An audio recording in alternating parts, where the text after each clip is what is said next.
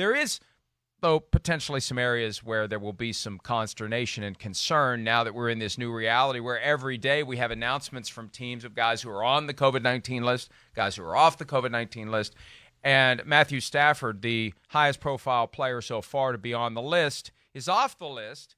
And the Lions took great pains yesterday to point out that Matthew Stafford actually did not test positive. It was a false positive. And my understanding is, and look, I asked the Lions and they've yet to explain it. I may get more information today. Apparently, they have determined it truly was a false positive. I thought, well, they just assume it's a false positive because it was sandwiched between a bunch of negatives. But it truly was a false positive. And I think that the Lions have been as aggressive about getting this out there as they have been because Matthew Stafford's wife, Kelly, has reacted to this very negatively about the stigma it creates for her kids, for her. Look, I've said all along, there should be no stigma in being positive for COVID-19 because we need the transparency. We need to know who has it. It's not like it's some disease like leprosy or something that, it's something that a lot of people have. And it's no less common than the common cold. But the problem is there will be some people who treat people who are COVID positive or who have family members who are COVID positive differently. And I think that's what Kelly Stafford was experiencing. And there's a balance there that the league has to figure out how to strike. We need to know what's going on. And obviously, if guys aren't present, if Matthew Stafford isn't there on a Sunday, we just chose not to play. He slept in today. I mean, we're gonna be able to connect the dots. So I don't know if you can craft a perfect system.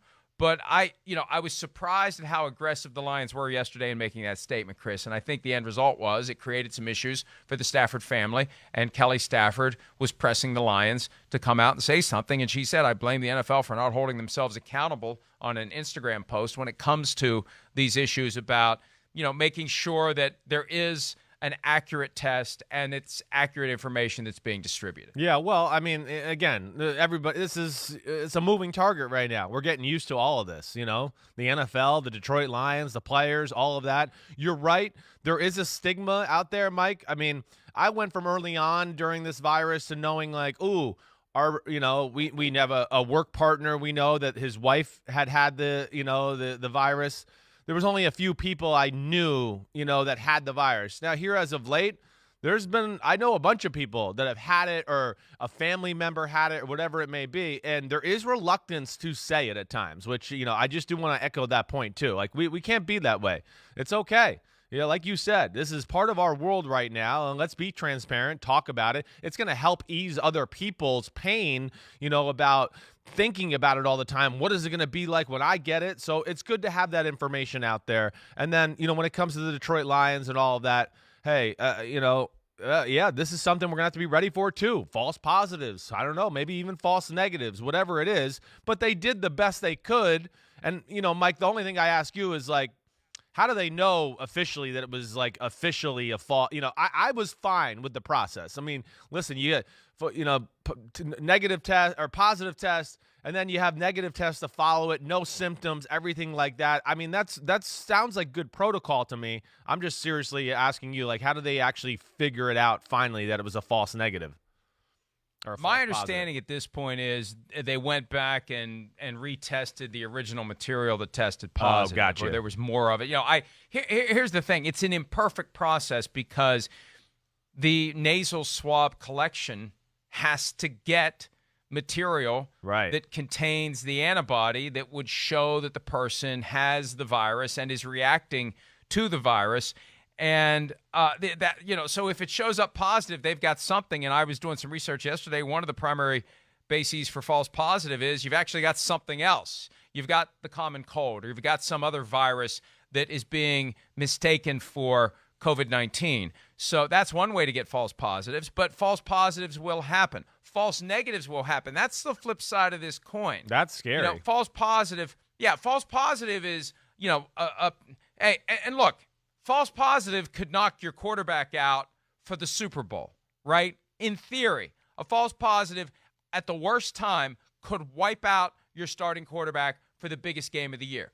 The other side of the coin, though, with the false negative is the reality that if it slips through the cracks that someone's positive who is shedding virus and he's out on a practice field or it happens during a game, because remember, until we have point-of-care testing, the 24-hour lag is going to be there. You can have a guy who's negative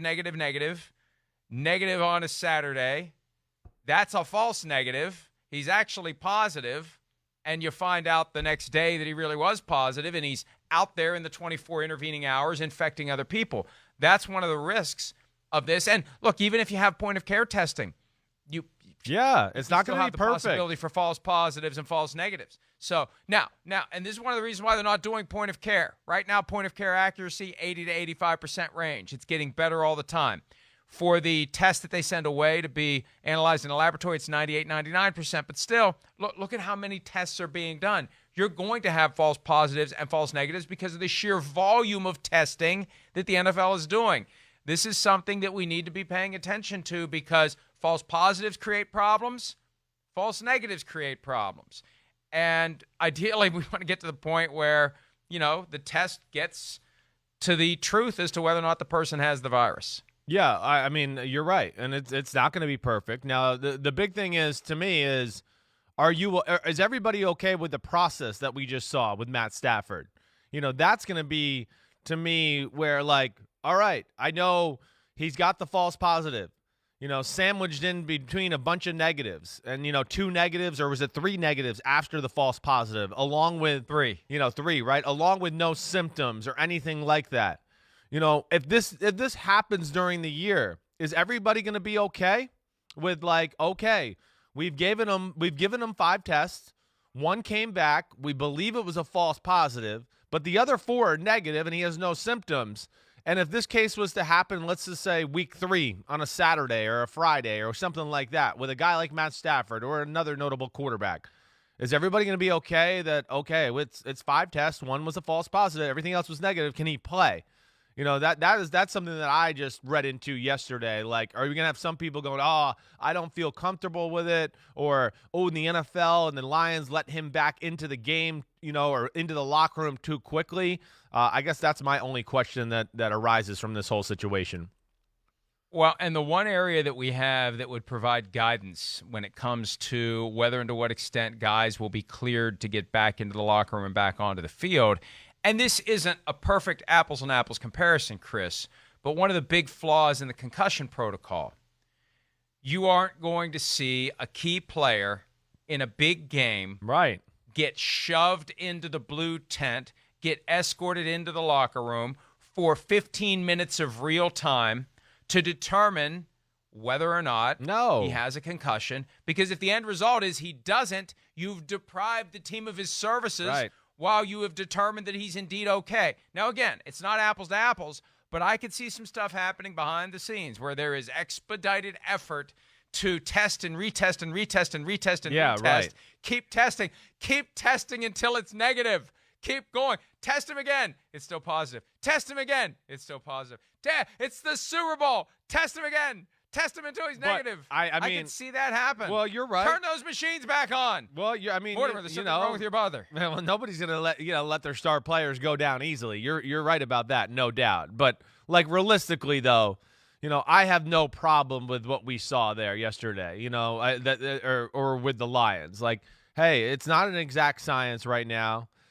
This is as good as we're going to do in just about any place in the world. I mean, the guy got tested 5 times in 2 days, 3 days? What was it? So, if that's not going to make people feel comfortable, along with doctors there asking about his symptoms and, looking into other areas and talking to him and all that, then, damn, we're not going to be able to make this happen this year. So I hope everybody can get their heads around what happened with Matt Stafford, that it's going to happen again, most likely, and that, yes, so we hope the NFL is ethical here and teams are ethical, but I hope just players and people and organizations can be at ease with this type of situation, I guess is what I'm saying, Mike. Just another layer of what will be the layer ever-present cake stress for football fans, right? For fans of a team, for fantasy football players, you never know which day is the day that key player all of a sudden isn't available.